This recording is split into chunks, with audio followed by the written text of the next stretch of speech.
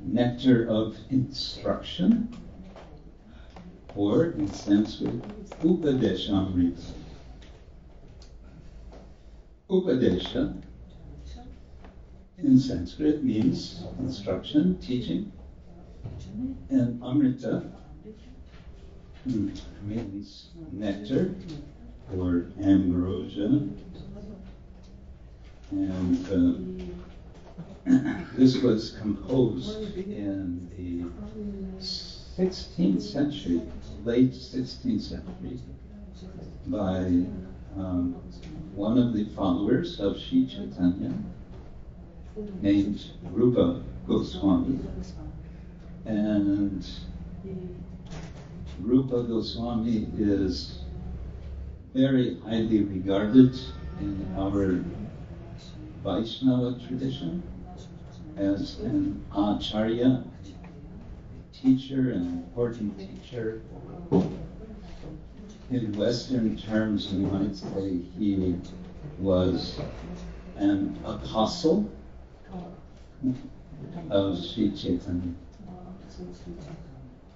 And he wrote extensively in Sanskrit language. Actually, he wrote Sanskrit with using Bengali script. Just and he was very interested in art, in aesthetics. He is known as the Rasa Acharya, the teacher, the grand teacher of aesthetics, of devotional aesthetics, of bhakti yoga aesthetics.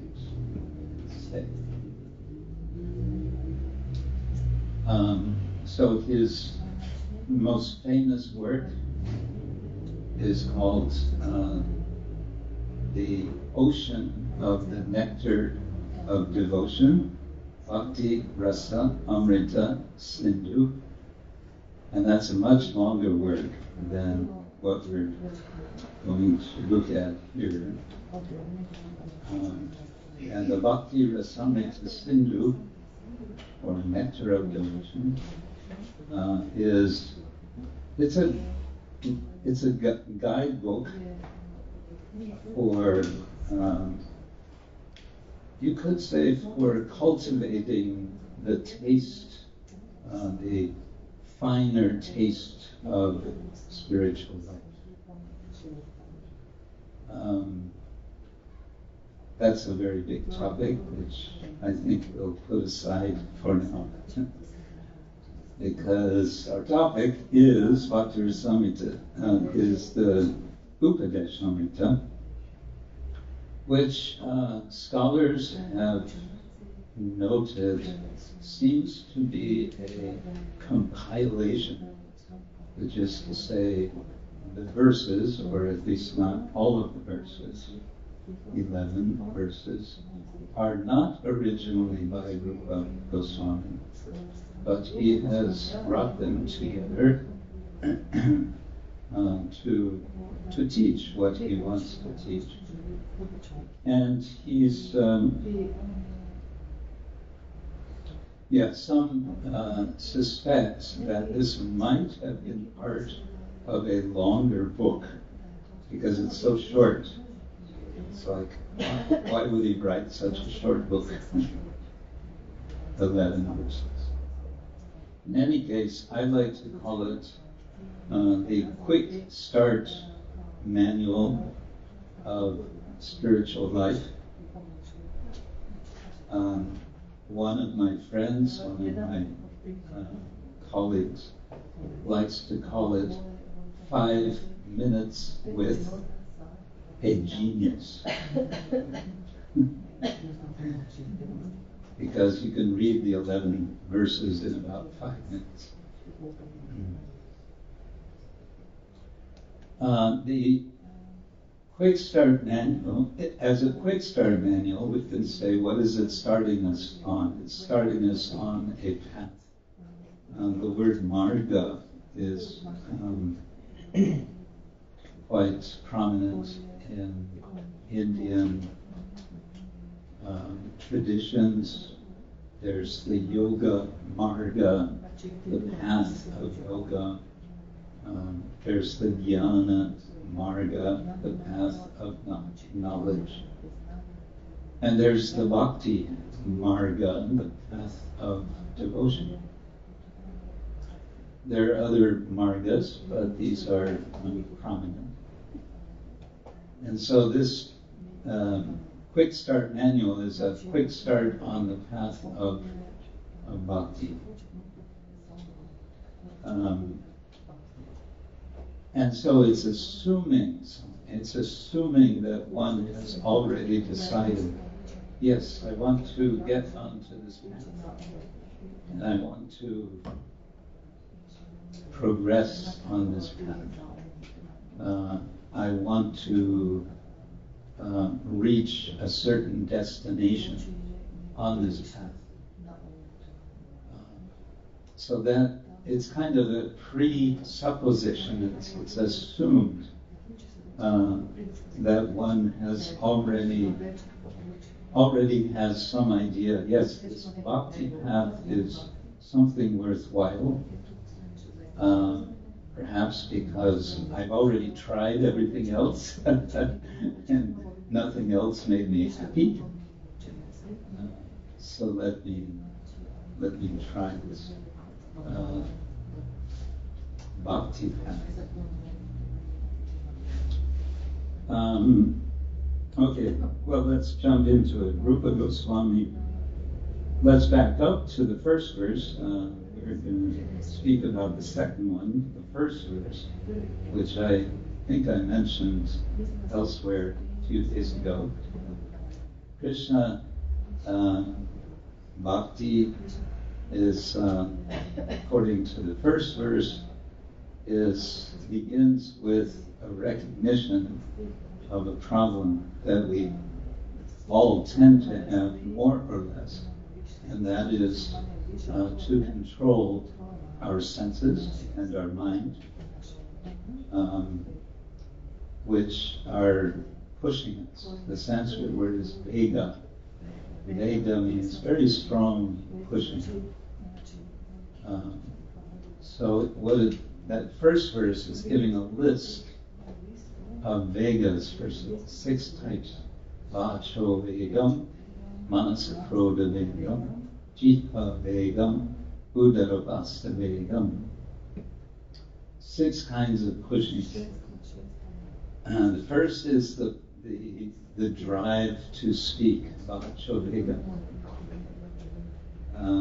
We'll get more about that in today's verse, Prajalpa. But the drive to speak, perhaps you have the experience, I have the experience, sometimes, of saying something and then regretting that I said it. Have you ever? No. No. Never. No, I think we all have that experience. We say in English, to put, after you say something and you regret it, you want to put your foot into your mouth. Insert foot in your mouth. Yeah. So Vacho Vegam, manas means the mind. Sometimes the mind is described as manorata. A rata is a chariot, a vehicle. And the tendency of the mind is to run. There's an extended analogy of chariot in the mind, but manasa krodha, related to the mind, but krodha gets a separate category.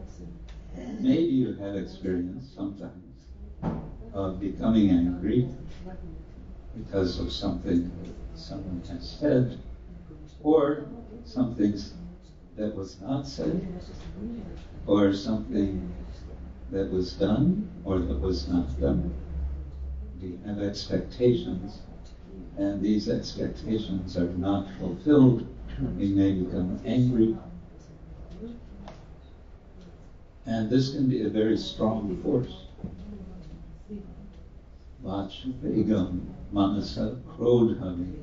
Krodha means Jihva vegam is related to the first one. Vacha means words, and Jihva means the tongue. In this context, it especially relates to our intake, our tasting. We like to taste with our tongue. And the tendency is to, especially we see it in small children, take everything and put it in the mouth. We understand as small children, we begin to relate to the world, especially through the mouth. And that carries with us, that tendency, that pushing is there throughout our life. Then related to the tongue is the stomach, udara. If we feel hungry, that's a very strong force. And someone is very hungry will do things that they might not ordinarily do in order to get food. And then upasta is the sixth, which means the genital. And these jiva and udara and upasta, it's noted that they're in a line. If one can control the jiva, the tongue, then one can control the stomach. If we can control the stomach, we can control the genital. If we can control all the six, then we are very well on the path to bhakti.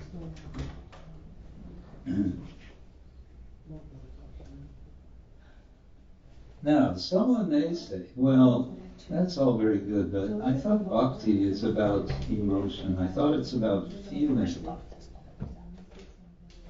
I thought, bhakti is about love, it's about feeling, it's about emotion. So what's with all the rules? This Upadeshamrita, it's telling so many rules. I don't really like rules. We get enough rules from the government and from our parents and whatever. And I don't need more. I don't need more rules. Thank you very much. Right? My whole life I've been told, especially in school, right? Stand up, sit down, be on time, go here, don't go there, eat this, don't eat that. And now you're coming with Bhakti Yoga and you're saying there's more rules? No. Thank you. I don't.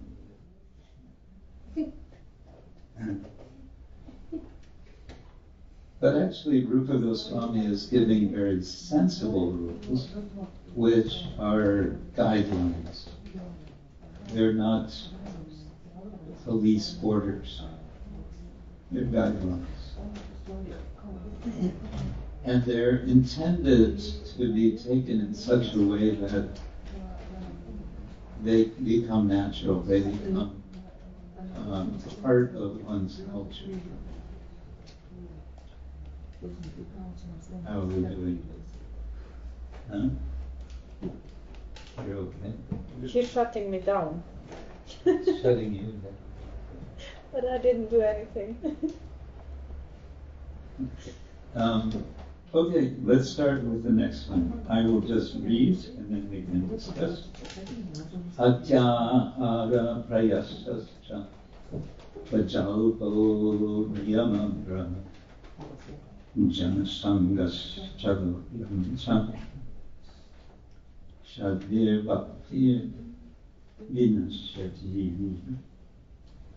One's devotional service is spoiled when one becomes too entangled in the following 6 activities. So we're getting another list of 6 items. Lists are one form of knowledge is lists. And lists can be useful because they can be easy, if they're not too long, easy to memorize. So it becomes a practical source of knowledge. Okay. If one gets too entangled in the following 6 activities: 1, eating more than necessary, or, in Prabhupada's translation, or collecting more funds than required. Now the second one, we might think, well, I don't have a problem with that. I don't have enough funds. It's never a problem that I have too many funds. Does anyone have a problem? We have too many funds, too much money. If you do, let me know. Sometimes too much. Okay, let me know. You can help.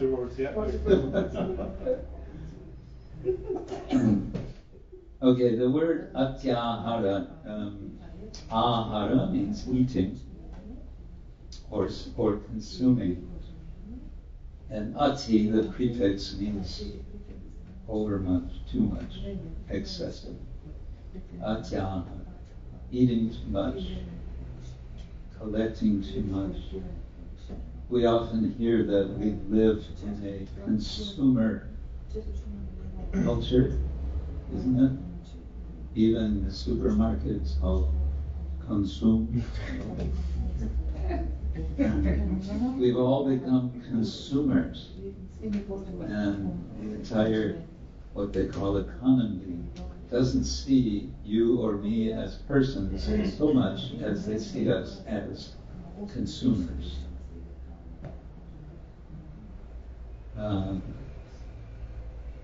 And a consumer is one who is taking and doing, processing. And basically, we as human beings are the only species that creates garbage which cannot be recycled. That's another topic, but we're very good at producing junk stuff. All part of this atyahara. The second one, over endeavoring for mundane things that are very difficult to obtain. Prayasa. Yes has the sense of effort, and prayasa means great effort. And this is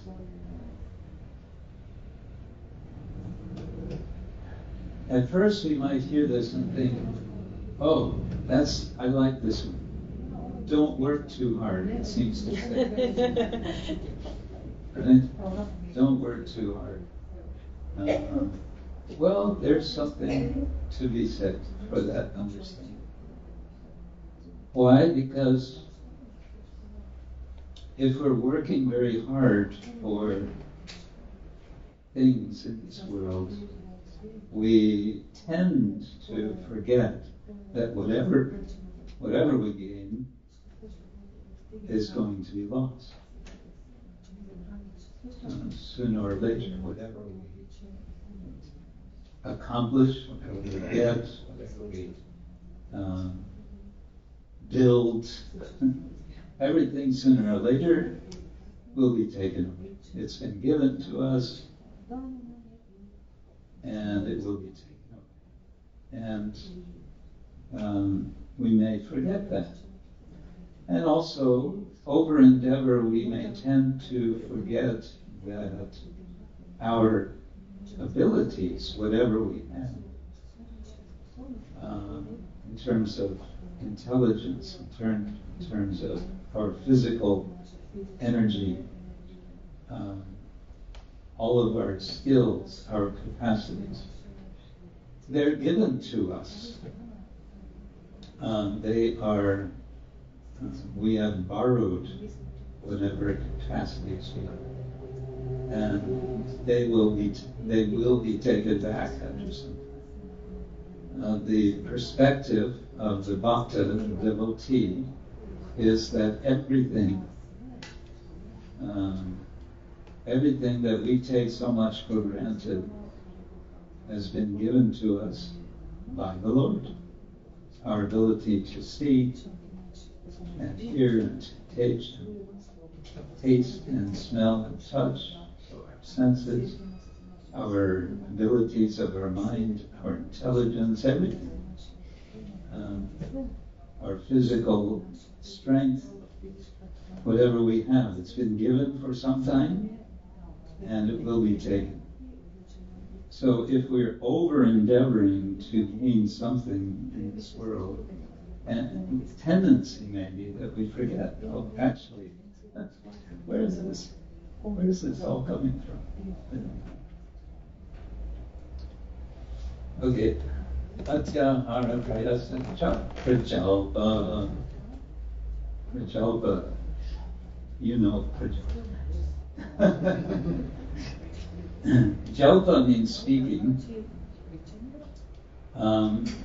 And it has the sense, it's a little bit like the sound of the word.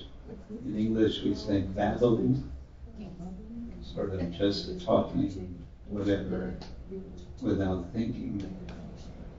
And prajalpa comes to mean too much speaking about unimportant things, about things that don't really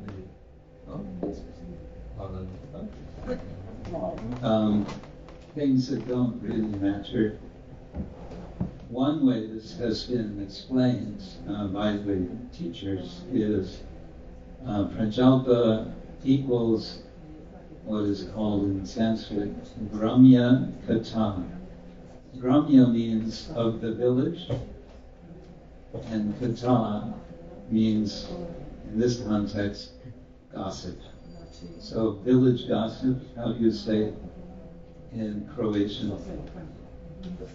Seoski trač. Seoski trač. Seoski?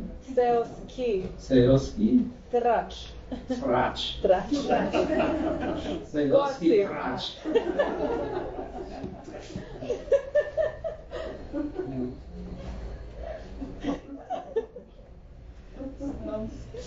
Yeah, so Rupa Goswami says, watch out for Seoski Raj.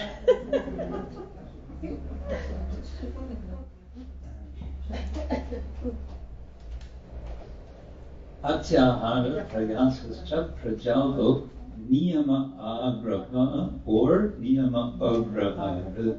The next principle is 2 in 1. And it's a little sort of technical trick of the Sanskrit language that it can mean 2 things which are opposite to each other. The word niyama can mean regulation. In the Yoga Sutras of Patanjali, there's description of a path, a marga, which has 8 aspects. And the first 2 of these are yama and niyama. Yama means restraints, and it has to do very much with how we relate with other persons, other beings. There are 5 of them. The first is non-violence, ahimsa. Ahimsa satyam. asteya, brahmacharya, and aparigraha. We won't go into that. Then niyama is more about one's own practices. Shocham, santosha, tapa, swadhyaya, and ishvara pranidhana. Anyway, the point is, Rupa Goswami is saying niyama, regulation, practice, that's a good thing. But niyama agraha, neglecting of practice, could be a problem. If we want to become skilled in,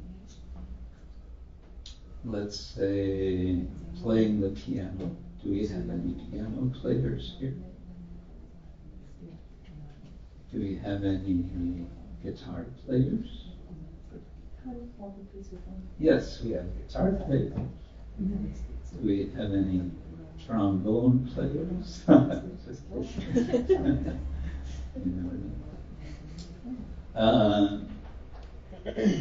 Yeah, one has to practice regularly if one wants to become accomplished as a guitar player, any musical instrument. It has to be regular. So niyama agraha would mean neglecting to practice one's scales. When I was a small child, I had to practice piano every day until I revolted.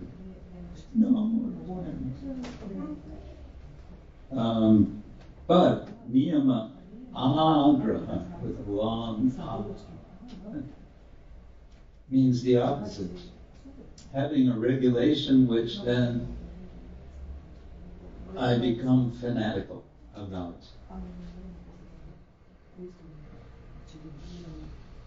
I'm sure none of you here are fanatics about regulation, but maybe you've met people who are. They can be annoying. People who are very, we say, picky about getting everything just right every time. That's called niyama agraha. And this is very interesting because Rupa Goswami is saying both extremes are a problem in spiritual life, in devotional life. So he's describing a path of moderation, a path of, let's say, balance. But now someone could say, well, okay, that's nice. I'm all for it. But how do I know what is too much and what is too little of a regulation? Rupa Goswami doesn't tell us. So how are we supposed to know? That's why we have teachers, that's why we have guru, that's why we have sadhus, that's why we have bhaktas to help us. Okay, there's two more. Jana Sangha. The word jana means people, but in this context it is translated as worldly-minded people. People who have no interest in the higher purpose of life.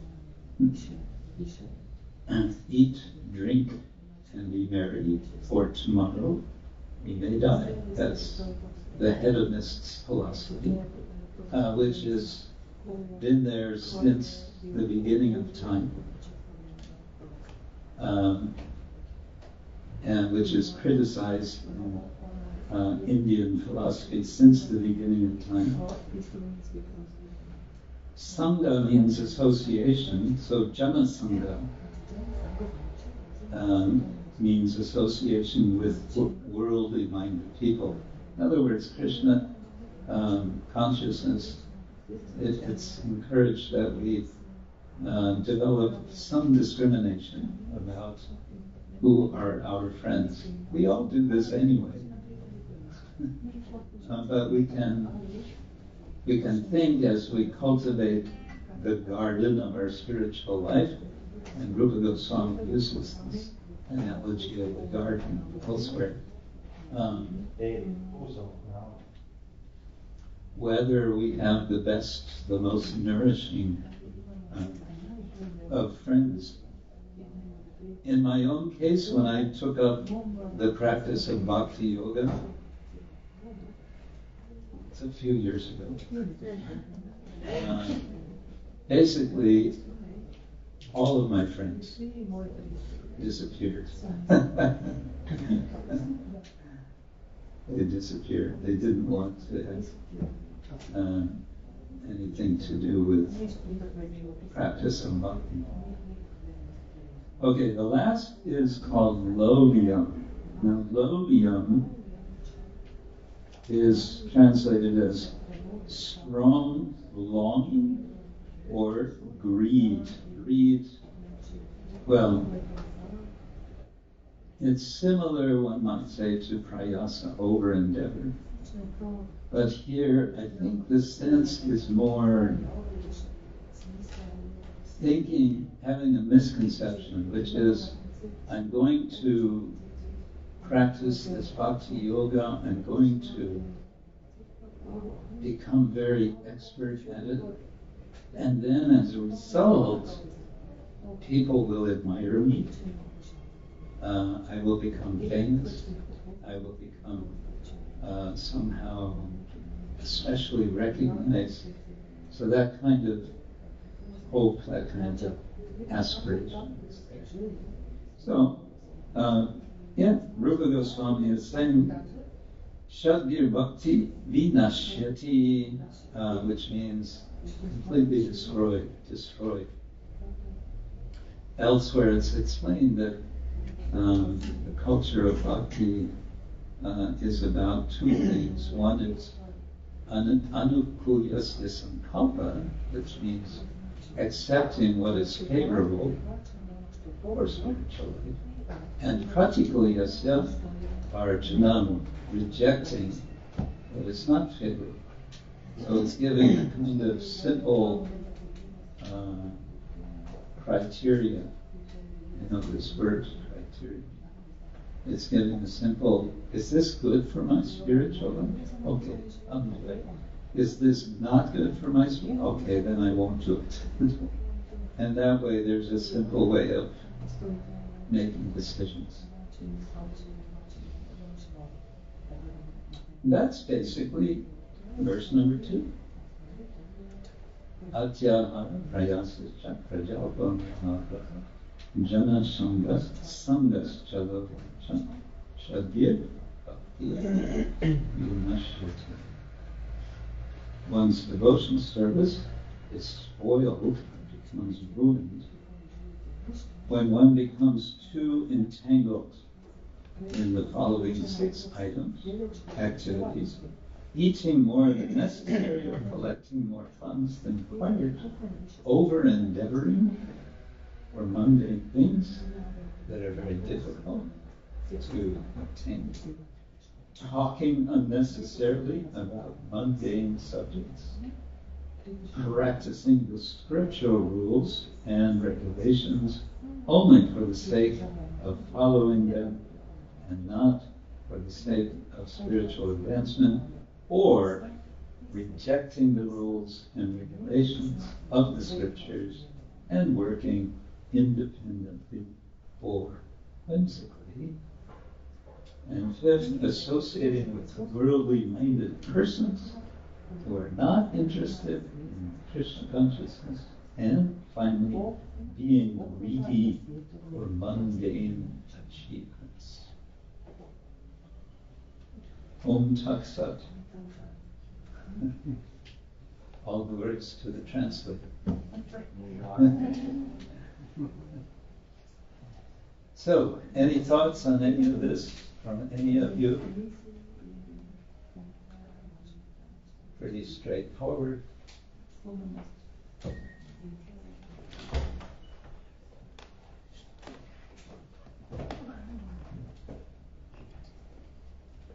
Yes? You mentioned yama and niyama, and we have the book.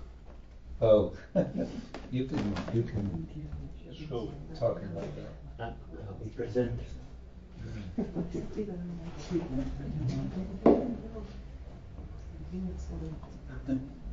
Some years ago, I gave a series of talks on the 5 yamas and the 5 niyamas in relation to. So that's transcriptions.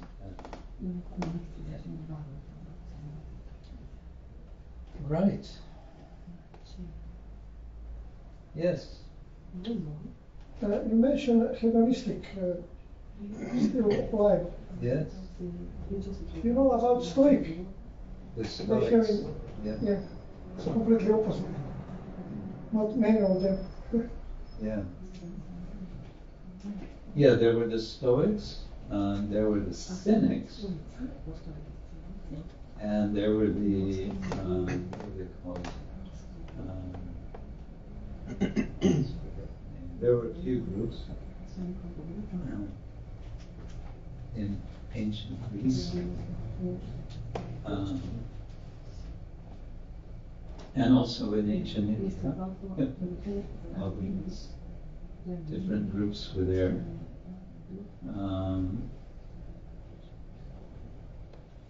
What is it called? Charvak? Not Charvak. Charvak is Ayurveda. I'm getting mixed up. Charvaka is Ayurveda. Charvaka, yeah. So Charvaka is the sort of legendary. He's the he's the archetypal hedonist. Charvaka. There are no texts have survived from this person, Charvaka, but he's been quoted by, and always he's criticized. So the quotes are always in the context of rejecting his philosophy. But scholars say we don't know what he actually said, because when you're criticizing someone, generally you don't quote them accurately. You tend to misquote them because you want to make a point, criticize. So we don't really know what Charvaka Muni said, but still there's this tradition of the Charvakas. There were also the Ajivikas. Yeah, you never heard of they disappeared early. Their philosophy was not so popular because their philosophy was basically one of radical, what's the word I want? Fatalism. Radical fatalism. Everything that happens because it's unavoidable, and whatever you think, that's part of fate, and whatever you do, that's also part of fate. So there's absolutely no free will. That was the Ajivikas, apparently. Not very popular. But apparently very austere, which makes you wonder, well, why bother being austere if it's all a matter of fate, whatever happens to you. So, again, we don't know much about the Ajivikas. Yeah, historians say there were probably a lot of different groups with all kinds of different philosophies. Like nowadays, we have all kinds. We have all mixtures of things. New Age and Middle Age and Old Age. Yeah, a lot of philosophies of different sorts are there.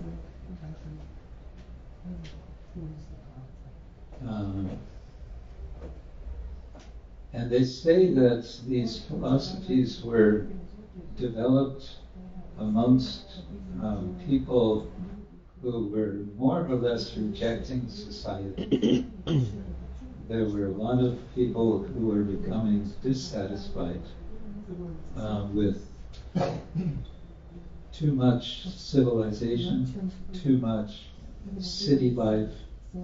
So they were leaving the towns and they were going to the forest.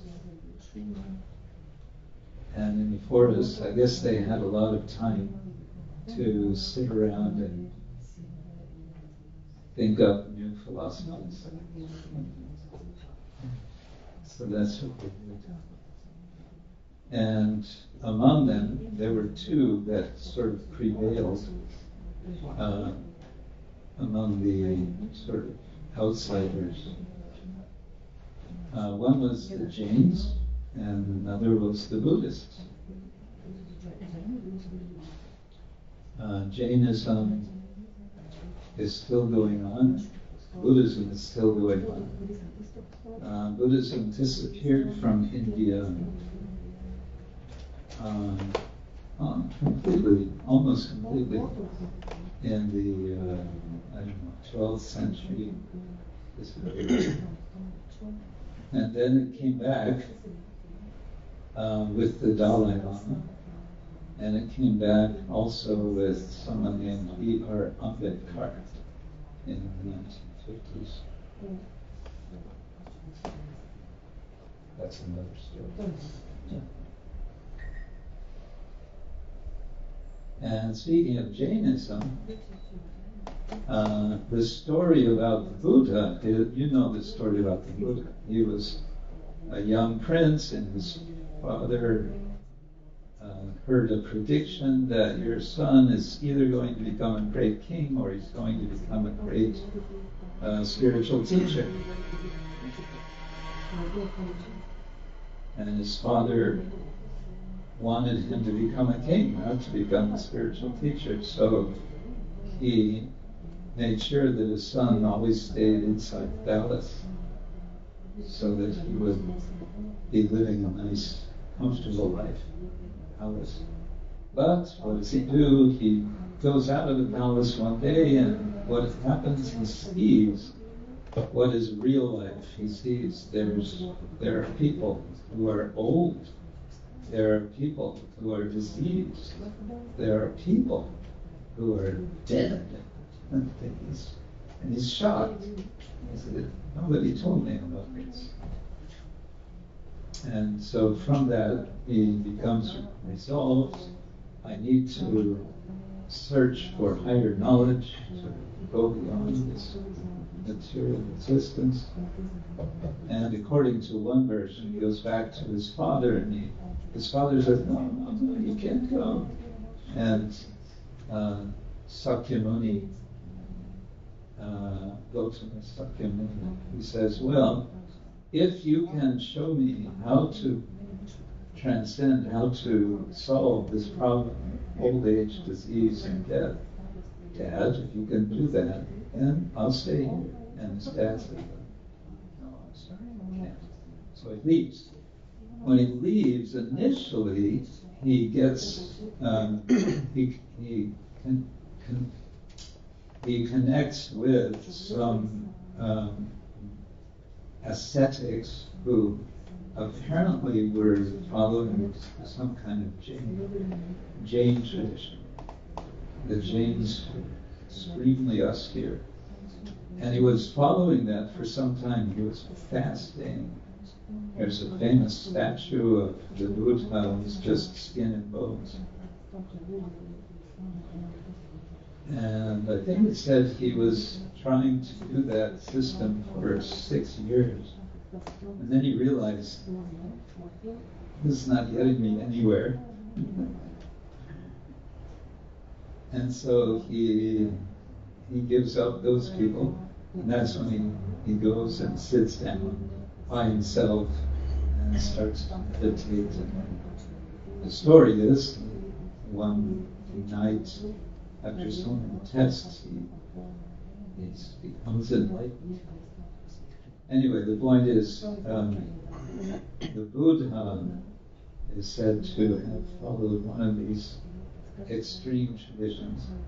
But then he said, no, that doesn't work, and he started what's called the middle path, a path of moderation. So bhakti is also a path of moderation. And that's in Rupa Goswami's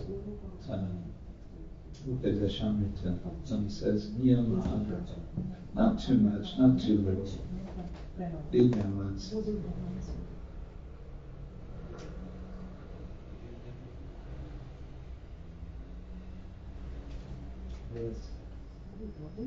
Today it's almost in our society almost unavoidable to be atihara if you want to maintain even simple life, especially in city.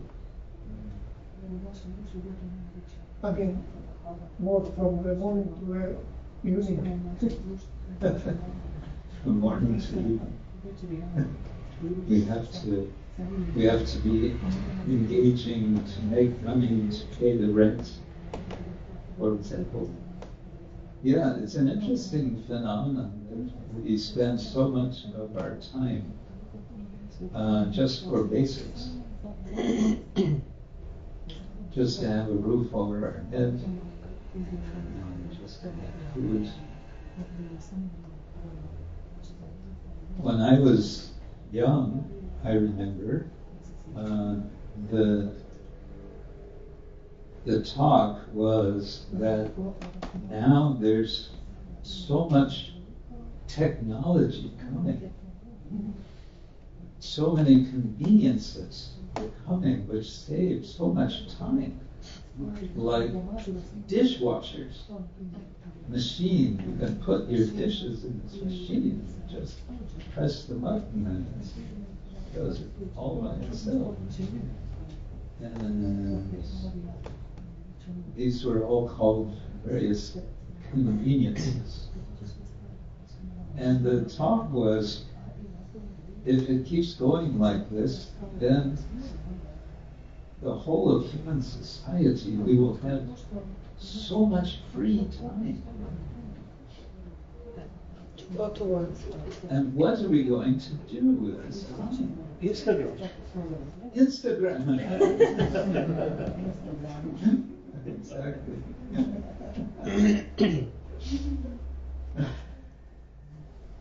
Yeah, don't get me started. Machines.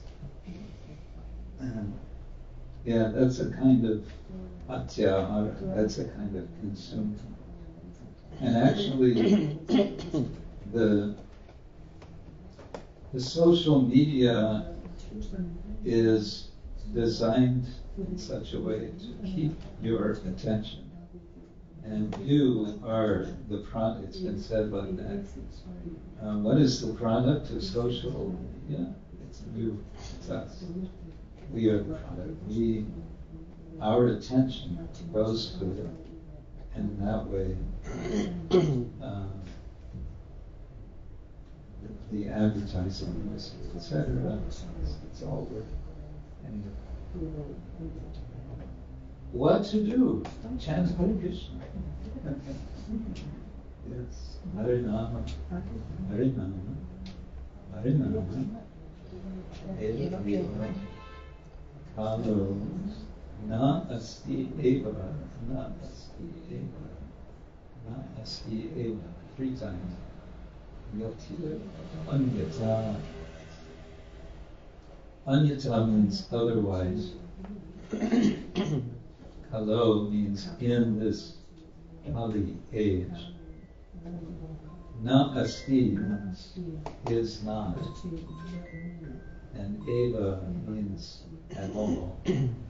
There is not at all something else in the age of Kali than Harinama, Harinama, eva, only, eva. But that's good news, because Madhuram Madhurebhyopi Mangalebhyopi Mangalam Pavanam Pavanebhyopi Harinam Keva. Madhuram means sweet.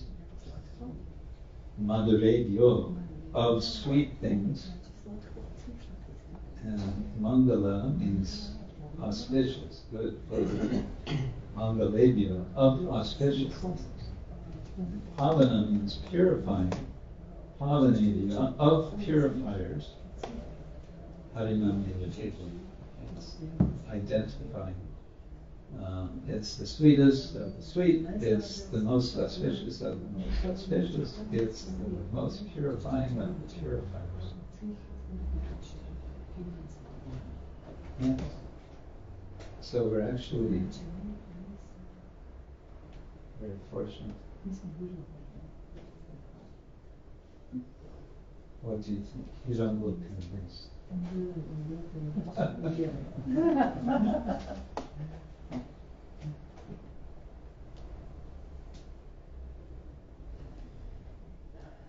Esther.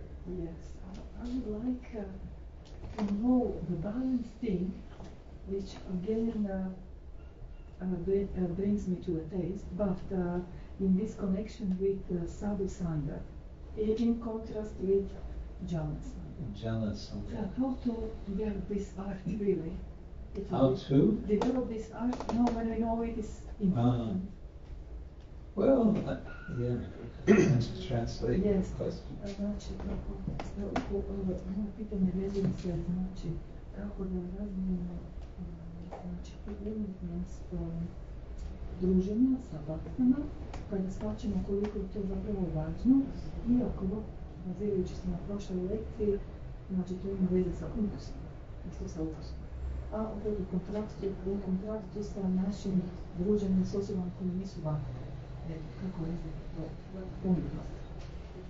Yeah, the challenge is part of the same challenge you were speaking about. We have to work our way through this world, which means it may mean mixing with people that you don't want to mix with.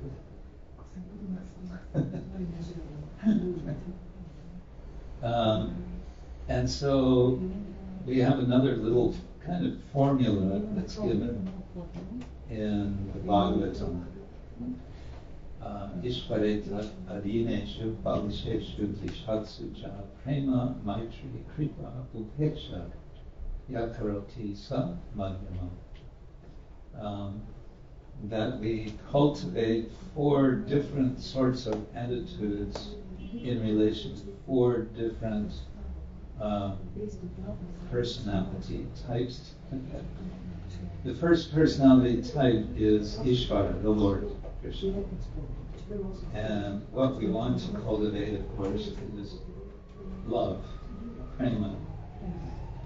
And the second, Adinesh, among those who are not fallen, literally. In other words, those who are endeavoring spiritually. Maitri, we want to cultivate friendship. And then Balisheshu, among those who are literally children, kind of innocent people, or just people who really are not inimical, not against God, they're not anti-spiritual. Kripa, one cultivates a sense of wanting to give them something. And finally, Dvesha, Prema Maitri, Ishvareta, Vishatsu. Vishatsu means people who are inimical, who are somehow just nasty. Upeksha is the response. And upeksha is interesting. It has a sense of, I think there's a spectrum within upeksha. On one end of upeksha is really consciously avoiding. But in a more positive sense, upeksha means just being neutral. And being neutral means one is not responding to someone who is inimical by being inimical oneself. So one can still be a well-wisher of someone who is inimical. So that gives us also a little bit of orientation, a bit of a map of how we want to relate. But I think as far as the how do we judge question, I think that comes with I think it becomes pretty natural. We have our natural sense, and I think it comes with the development of taste for spiritual life.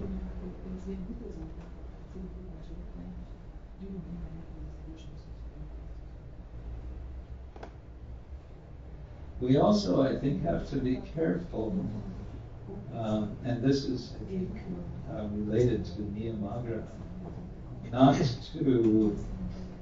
to be thinking, oh, this person is not following this or that regular principle, therefore they're a demon. There's so many wonderful people in the world, and we do not have any idea about spiritual life as we understand, but still, they may have, in their own way, great, and they have great devotion. We have to be very cautious in our judgment. Best is not to judge. We all have tendency very much to judge others just by how we look.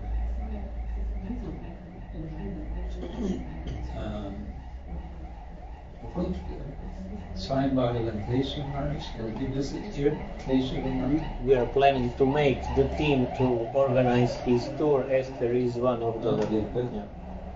Well, Kesha Maharaj was telling about someone he met who had attended a 10-day vipassana practice. It's this Buddhist practice of total silence for 10 days. And Kesha Maharaj asked him afterwards, so what was your experience? What was the thing that was most striking to you for 10 days of silence? And he said, the most amazing thing to me was I realized how much I am judging other people. Because we were all completely silent.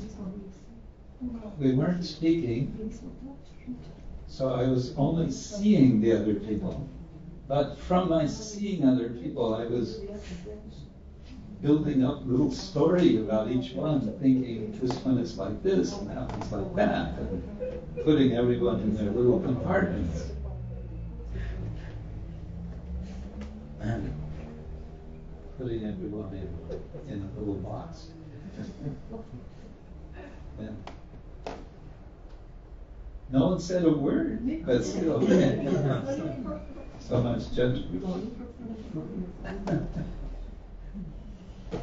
Amazing. Right, on that note, thank you all very much. Hare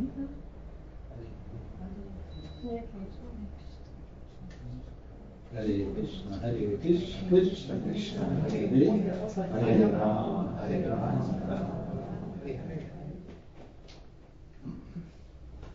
Announcements. Announcement.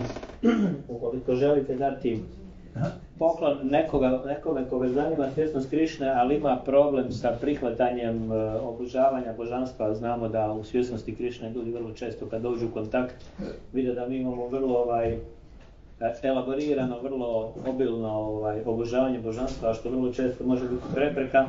Ovdje je jedna jako lijepa knjiga koja može objasniti tim ljudima o čemu je tu u stvari riječ. Znači ovdje je teologija iza obožavanja božanstva. Ako želite nekoga upoznati na hrvatskom jeziku sa tim ukratko šta je Bhagavad Gita, imamo knjižicu koja govori o tome, a ako želite pročitati seminar koji je održan prije nekoliko godina na temu Jama i Nijama, koje je spomenuo Krishna-ksetra Swami u svom predavanju, to je također prilika. Dalje imamo također uspomene, njegove osobne uspomene na Šrila Prabhupada, najzanimljivije priče, njemu osobno najzanimljivije priče. Tako da iskoristimo priliku. So many books. So many books. Rest is. This one is my favorite.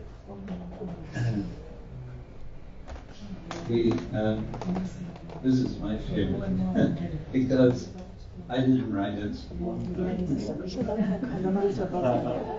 It's a collection of writings by devotees, including one by Sri Kundra. Didn't you write? No. I thought you did. We had a retreat in India for 10 days, and you wrote. Oh. Who wrote something? But I'm not sure that it's published. No, it's there. Yeah. So we did a retreat, 10 days at Govardhan, and on the first day I announced to everyone there, said we're going to write a book together. And everyone kind of went,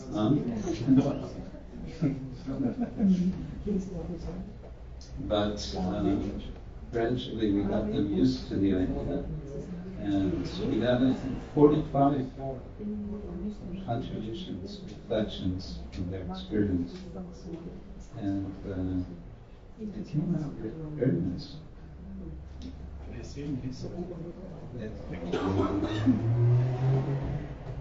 And open it.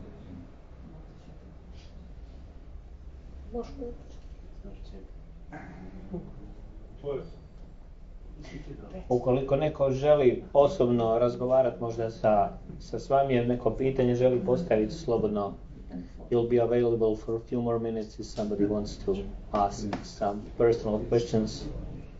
Nemojte se sramiti. Don't be shy. Everything is okay. Any snacks?